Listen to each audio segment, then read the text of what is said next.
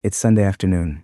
Maria is at her laptop, and her 10-year-old daughter, Elena, is asking again if they can go to the park, maybe later, honey, Maria says. It's the same answer she's given the last 3 Sundays. On her screen, the numbers of a life that's quietly slipping. 127 tasks on her project board, 89 unread emails, 206 unread messages on Slack since Friday at 5. She's been working for 6 hours today, and she hasn't finished a single thing that matters. Then she opens the spreadsheet she named Current Priorities. 47 items, every single one marked high priority or urgent, which means, if you're honest, that none of them are. This is the priority trap. And it doesn't feel like a trap, that's the danger. It feels like dedication. You're busy from the first coffee to the last email. You answer everything. You say yes to everyone. And at the end of the week, you cannot name one real win. If that's your week, watch this one closely, because the way out is not working harder. Maria was already working 60-hour weeks. The way out is AIM.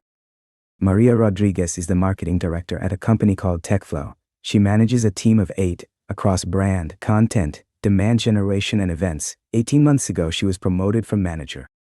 Everyone calls her the yes person, reliable, responsive, the one who makes things happen. Monday morning, 9 o'clock, the executive team meets, 7 department heads, and the CEO, Marcus Chen, at the head of the table. He opens the way he always does. What are your top 3 wins from last quarter? The sales director goes first, $1.2 million in closed deals, 18% over target, 3 enterprise clients signed, 0 accounts lost. The head of product shipped 3 major features on time, cut the bug backlog by 32%, raised the satisfaction score to 4.7 stars. The head of operations cut fulfillment time by 5 days, reduced operating costs by $200,000 at 99% on-time delivery. Around the table, one concrete victory after another, numbers, results. Then Marcus turns to Maria, and marketing? Your top 3 wins. Her throat tightens. She has worked 60+ hours a week for 12 straight weeks. Her team launched 8 campaigns, published 47 blog posts, hosted 2 webinars, redesigned the newsletter, ran 14 trade show booths, started a podcast. They were busy, incredibly busy, but wins. Concrete, measurable wins that move the business forward. We increased activity across all channels, she starts. Blog traffic is up. We launched the newsletter. Marcus holds up a hand. I see the activity. But was the impact? Did any of it become pipeline? Did it help sales close? Silence, and in that silence the whole trap becomes visible. Being busy is not the same as being effective. So what was Maria actually doing wrong? To see it, she needed someone who had escaped the same trap. That was Derek, the sales director. His team always hits its targets. He presents wins every quarter. And he leaves the office at 5:30 every day. Over coffee, Maria asks him straight, "How do you do it?" "I used to work like you," Derek says. 60, 70 hours a week, felt busy all the time, wasn't accomplishing anything. Then I actually applied the 80-20 rule. The Pareto principle, roughly 20% of your priorities drive 80% of your results. Most people know this. Almost nobody acts on it. They keep 100% of their priorities and wonder why they're drowning. Last year, Derek had 52 initiatives on his plate. 52. He wrote every one on a sticky note and sorted it into 4 boxes. Important and urgent. Important, but not urgent. Urgent but not important. And neither. Important and urgent. Only 3 items. Important but not urgent. 8. Everything else. 41 initiatives was noise. So he killed them. Said no. Stopped doing them entirely. Here's the frame underneath it. Signal is the 3 to 5 critical things you must accomplish. Noise is everything that prevents you from accomplishing them. Steve Jobs reportedly protected an 80-20 signal ratio, 80% of his time on mission-critical work. Elon Musk, reportedly closer to 100% signal. Jeff Bezos won't make decisions after 1 in the afternoon because he knows the noise is too high, so he protects his morning for signal. Maria, with 47 equal priorities, was running at maybe 20 or 30% signal. That's why she was drowning at 60 hours a week. Not too little effort, too little aim. Then Derek gave Maria the exact question that had changed everything for him. For every priority on your list, ask this. Would that be enough? Most items fail that test immediately. Only the real ones survive. Friday morning, Maria booked a conference room and put all 47 priorities on a whiteboard, covering every inch of the wall. Customer advocacy program, website redesign, blog calendar, podcast launchee, LinkedIn ads, the newsletter, on and on, until her hand ached. Then she went down the wall, out loud, one item at a time. If the weekly newsletter is the only thing we accomplish this quarter, would that be enough? No, crossed out. If the podcast launch is the only thing? We've talked about it for a year. It would be cool. It would not move the business, crossed out. If the LinkedIn ads are the only thing, they cost 3 times our target per lead, crossed out. Notice how the question works. It doesn't ask, is this useful?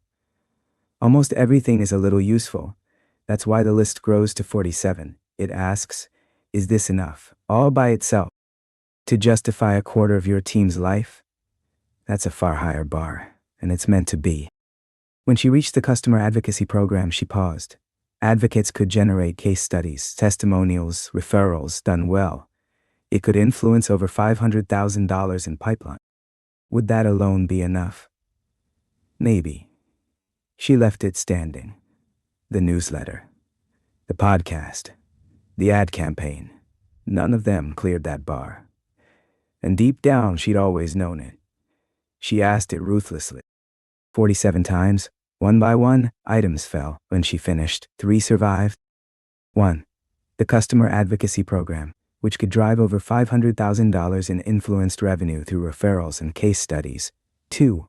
Rebuilding the sales enablement system, because the sales team was drowning in scattered collateral, and fixing it could cut deal cycles by 25%. 3. A new website built for conversion, because the current site converted at 0.8% against an industry average of 2.5%, and fixing it could double lead generation. 44, crossed out. 3 remaining. She took a photo of the whiteboard, a wall of crossed out text with 3 lonely survivors, and set it as her phone wallpaper. You can run this yourself in 5 minutes. Brain dump every priority you carry.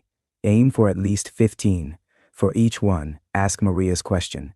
If this is the only thing I finish in the next 90 days, would that be enough? Circle only the yeses if more than 5 survive. You're still trying to do too much, so run the filter again until 3 to 5 remain. Name your top 3. Put them somewhere you'll see them every day. Everything else is secondary, and that is allowed.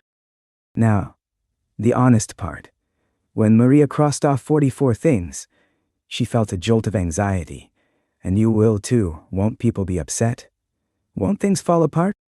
Here's what Derek learned, and what Maria found out. Most of what we call priorities is noise dressed up as work. It feels urgent because someone asked for it. It feels important because we've always done it. But be brutally honest, and it doesn't move the needle. Saying no to 3 out of 52 was terrifying, Derek admitted. It was also liberating. Both are true at once. The fear is the sign you're finally cutting deep enough. And here's what actually happened when he did it. His team focused entirely on those 11 items. 3 in the first box, 8 in the second, in 6 months. They accomplished more than they had the entire previous year with 52. The 41 things he killed? Almost none of them were missed. That is the quiet truth of the priority trap. Most of what we're afraid to drop was never holding anything up. And watch for the trap inside the trap. Vanity metrics. When Maria relaunched the website, traffic stayed flat, and she let it. She didn't chase a bigger number that looked good and meant nothing. She chased the number that mattered, conversion. Ruthless prioritization is not about doing more things faster. It's about having the nerve to let good ideas die, so a few great ones can actually happen. 3 months later, same room, same 7 department heads, same question from Marcus. What are your top 3 wins? This time, Maria doesn't hesitate. First, we launched the customer advocacy program. 23 active advocates now. They've contributed to $780,000 in influence pipeline. 3 deals closed. 2 in late stage. Marcus writes notes. Second, We rebuilt the sales enablement system. Everything lives in one searchable hub now. Sales reports 40% faster prep for customer calls, and at least 5 days cut off the deal cycle. Third, we relaunched the website. Traffic is flat. We didn't chase vanity metrics, but conversion went from 0.8% to 2.3%. That's triple the qualified leads from the same traffic. Marcus looks up. Maria, this is exactly what I was looking for. Concrete impact. What changed? I stopped trying to do everything, she says. I focused on 3 things that actually mattered. That weekend, she took Elena to the park. Not maybe later, actually went. They kicked a soccer ball for 2 hours. Elena scored on her 3 times. Maria didn't check her phone once. And when Elena asked if they could do it again next week, Maria said yes. And for the first time in months, she meant it. So here's the principle, stripped to the bone. When everything is a priority, nothing gets the attention it deserves. Your energy scatters across 47 things, instead of concentrating on 3. The fix is one honest question, asked without mercy. If this is the only thing I accomplish, would that be enough? Kill everything that fails. This is the first move of the whole framework. Aim, push, measure, prioritizing. Ruthlessly is the very core of aim. Because before you push harder, before you track a single number, you have to be pointed at something that counts. The best focus in the world, aimed at the wrong 3 things, still gets you nowhere. So this week, run the priority purge. Cut your wall of urgent down to 3, post them where you'll see them, and notice what it feels like to protect them. Next time, we take those 3 priorities and learn how to actually do the work, without shredding your attention into fragments. It's the second principle, work in focused intervals. And the story of a developer who discovered that out of every 4 hours at his desk, he was doing real work for just 47 minutes. The book walks through Maria's story, and every other, in full. The app puts your top 3 signal right on the home screen, and keeps a 90-day archive of every top 3 you've ever set. So you can look back and see exactly what mattered. Aim, push, measure, build your new reality, one priority at a time. I'll see you in the next one.